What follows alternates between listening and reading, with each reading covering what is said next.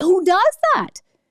Who does that? The guy in New Jersey, the Wall Street Journal did a story on it. He had to go to a year and a day in jail because he had some auto shop in New Jersey and he was not paying his taxes. I mean, look, none of us like the IRS. Like, don't get me wrong. And I don't think anybody needs to pay any tax that they shouldn't be paying. But in this particular case, he was really egregious about it. I don't even want to say, because I try and keep it clean, what some of the money was going to.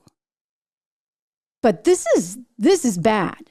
Of course, it's going to get played off as, oh, poor guy, poor kid. Joe Biden, he's been through so much, and this is just a personal matter. And there's no chance in HELL that the president would have ever been involved in any of this. This is just his son's own problem, right?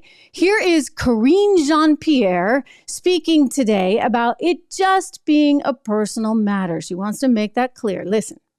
I wanted to ask about the president's reaction to the legal developments yesterday and with the initial plea deal for his son appearing to fall apart. So look, I'm really not going to say anything more than what I shared yesterday. This is a personal matter for Hunter Biden. This is, a personal issue. And as you know, this has been done in an independent way by the Department of Justice. It has independent. You keep telling yourself that. Just like you keep telling yourself Bidenomics is working.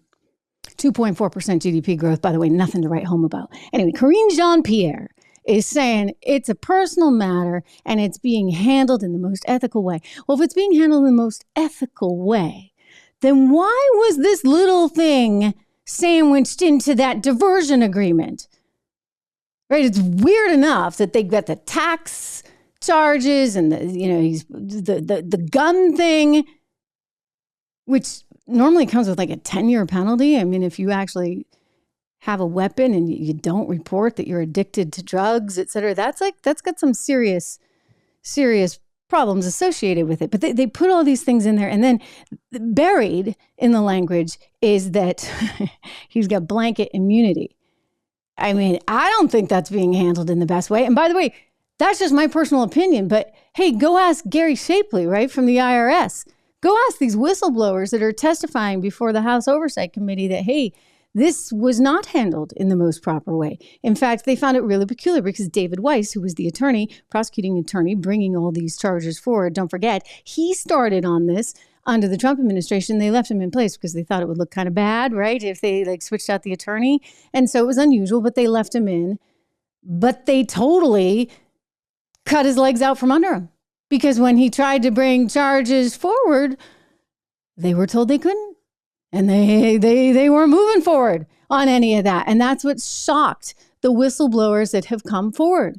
And that's what they have testified. Highly, highly unusual. And just to go back to, why this is such a problem, it's a problem because it's not clear just exactly how Hunter Biden was making so much money all over the world, given that he really had no skills and had a drug addiction, a whole bunch of other things. But, they're going to play this off as it is just Republicans being mean.